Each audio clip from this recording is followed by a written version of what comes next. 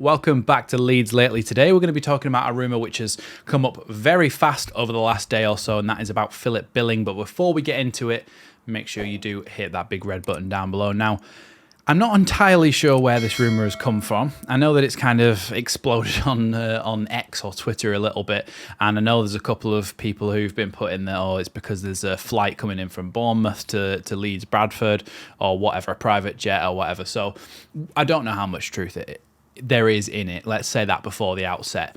But Philip Billing is somebody who would be a fantastic signing for Leeds. So I thought it was an interesting enough kind of discussion to have, that if people have seen the rumour and do want to know a little bit more about him, that is when I would make a video, just so that you guys can get a little bit more of an idea of the kind of player he is if Leeds were to go in for him. Now, it'd be very, very ambitious, and it would kind of tick the boxes that the 49ers were saying they were going to do by going for these ambitious signings to try and get us promoted. Now, Philip Billing, according to Transfermarkt, which is pretty good usually with transfer values, he's rated at around 22 million euros in value, which is about £18.5 million.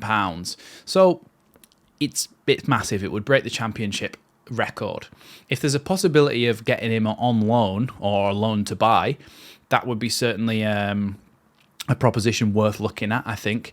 Philip Billing is somebody who I feel could massively accentuate what we've already got in midfield. He's 28 years old, Danish, played for Bournemouth for the last couple of years now, more than that. He scored a couple of times against Leeds. He's decent. He's very, very decent. Now, what kind of player is he? Well, he's a very powerful runner. He's actually 1.93 meters tall, which I think is about 6'5". Let's have a little look to feet and inches. 6'3", 6'3" and a bit. So he's a big lad. He's tall and he's strong, and most of all, he's a powerful runner. He has played in the number 10. He has also played as a number 6, as a holding midfielder. But his best position is certainly in that number 8 role, which, alongside somebody like Ethan Ampadu or Ilya Gruev, I think he would be fantastic in there. I think he would almost be like the perfect mould of player that you want from a box-to-box midfielder. Defensively, he's got you covered. He can go back, he can go and make challenges, he can win the ball, and he can bring it out again. And he's a powerful runner, like I say. And also, he gets on the end of things, he creates things. He would be the perfect second midfielder for Leeds in that kind of double pivot with the license to go back and forward. He would be perfect because he can do that running. From what I've seen of him, and obviously he played against Leeds, he's got a powerful shot. He can shoot from the edge of the box and score goals. He's also very... It's the stereotypical lovely touch for a big lad. There's moments where the ball comes to him and he just does a little flick. You know the flick that Dan James did to Aronson for the Sheffield Wednesday goal when we went 1-0 up? I've seen one where he did a little flick like that, just through his legs, put someone through on goal, taking up those positions between the lines in front of the opposition box. And I think he's got that in the locker, which is really useful to have, because if you can go up and support, and now I don't know if you saw yesterday's video, we talked about people going up and helping to try and fill the half space and try and create space for the players to move around. If you haven't seen that already, go and have a look at that one. But what I feel that Philip Billing could provide is an extra person in there to try and create those overloads that we talked about in that video. So really good in terms of powerful running, decent defense, very good defensively, good box-to-box midfielder, can go forwards and backwards, can support the front line as well and be good at it, and a very good touch and control for somebody of his kind of height and stature. So those are the eye testing. When you look at him, you go, look, obviously he's kind of out of favour at Bournemouth at the minute, and that is also why it's been rumoured that he should be potentially on his way out, maybe to Leeds. But you cannot deny that for the championship, he would be like one of the best midfielders in the league by a long shot. Very, very good. Now, last season in the Premier League, he scored 2 and assisted 2. And I think before that, he scored more goals and assisted more goals in the Premier League. But just over the last kind of 365 days, which is what we compare it to, he scored 2, assisted 2. Now, we're comparing him to midfielders. You'll be able to see the chart in a minute when we go into the statistic. We're comparing him to midfielders because I believe that is his best position. And that's where he's played the most football as well, rather than comparing him to attacking midfielders and wingers. So if we just look at things like his shooting and his chance attacking, basically, like we see on this chart. So you'll be able to see that now. Assists, 75th percentile. So creating chances, 0.15 assists per 90 is very, very good for somebody in that midfield. It's way above average for midfielders. So I know 2 goals, 2 assists doesn't sound great, but from central midfield, it's not the worst return in the world. And I think dropping down to the Championship, that would go up massively. His actual shot creating actions as well, he's also in the 75th percentile, 3.16 shots created per 90. So he's involved in that play, in that attacking play, trying to get people shots on goal. And like I said, if he's able to go forward and help with the attacking line, go into the half space, drift inside to the centre, opening up space for other players, he's got that in the locker to create chances for people. So I think that's also a really good thing to point out. His actual non-penalty goals as well, 84th percentile. Like I said, versus midfielders, 2 goals from midfield, it sounds not very much, but when you compare it to men's Big 5 leagues, it's still pretty decent for somebody who is a central midfielder, sometimes playing in a holding midfield as well. Shots total per 90, he has nearly 2 shots per 90, 1.91, which puts him in the 93rd percentile.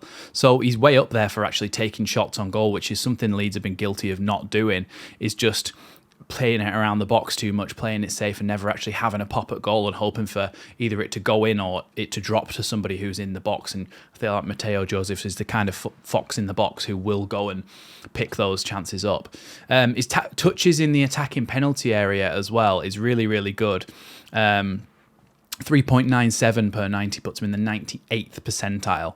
So he's going forward, he's making those third man runs into the box, he's going past the strikers, making runs into the box and getting touches on it. Then when we go back to the chart here, you can see his progressive passes received.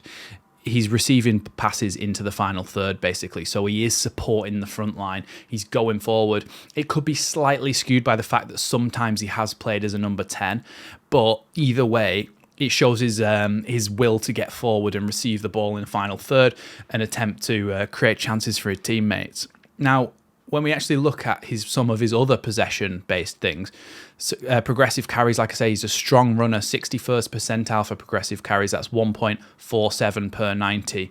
But that's still above average for a midfielder. He is wanting to carry the ball forward. It kind of tells you about his intentions. He wants to go forward. He wants to carry the ball forward.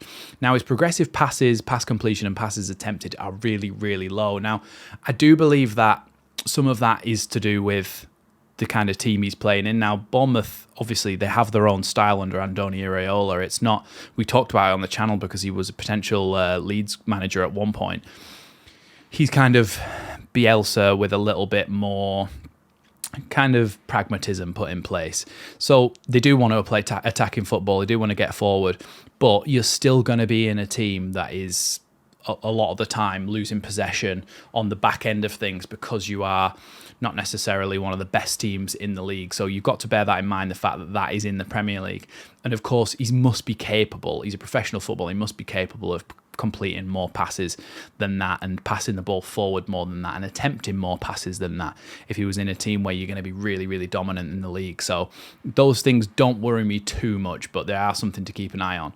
Then when we look at his defending, which is, like I said, because he can get back, when we look at his defending, it's really good for somebody in midfield. So let's have a look through then. Tackles, 2.2 per 90 puts him in the 62nd percentile. And interceptions, 72nd percentile because he's 1.25 interceptions as well. So tackles and interceptions combined puts him in the 66th percentile, as you can see on the chart. Blocks, clearances, aerials won, he's way up there. Aerials won because he's so tall, because he's so big. It's not on the chart, but I'm looking at it here. 2.42 per 90 puts him in the 96th percentile. If you've got somebody like that who can come back in the box to defend corners and set pieces and head the ball away and set you off on counter-attacks, be really, really useful. He wins a lot of headers. Clearances and blocks as well, high up there. 1.76 blocks per 90 puts him in that 91st percentile, and then 1.69 clearances per 90 puts him in the 73rd percentile. So based on that, based on the eye test, based on the statistics that we've looked at, he's not the best footballer in the world. but he would be an excellent footballer for the Championship. He really would. Going box to box as that second midfielder in a double pivot for Leeds, it would really, really help Leeds out, and it would be a perfect sign in terms of what Daniel Farke wants his midfielders to be able to do. You want one that's a bit more of a number 8, a bit more of a box-to-box, and one that's a bit more of a deep-lying holding midfielder, so you could either play Gruev or Ampadu alongside Philip Billing, and honestly, it would be a perfect combination in that midfield. It would be a perfectly balanced midfield, and I think it would be unreal. Now, like I said at the start, there's no guarantee that this happens. There's no guarantee that this rumour's even real. But there was a plane chartered, apparently, according to the people who check that on Twitter. There was a plane chartered from from Bournemouth to Leeds Bradford. And people are speculating that it could be Philip Billing. He's been left out of recent performances. Either way, this is not necessarily the most credible rumour in the world, but I wanted to make a video anyway because it got me excited thinking about how he could slot into this team, because he would be unreal in this team. So yeah, thanks for watching Leeds Lately. Let me know what you think down in the comments below. This one might be a bit more of like a fantasy sign-in that we would like to make. Not necessarily one that might happen, but I'm hoping so. So thanks for watching Leeds Lately. Like I said, let me know what you think down in the comments below, and I'll see you in the next one.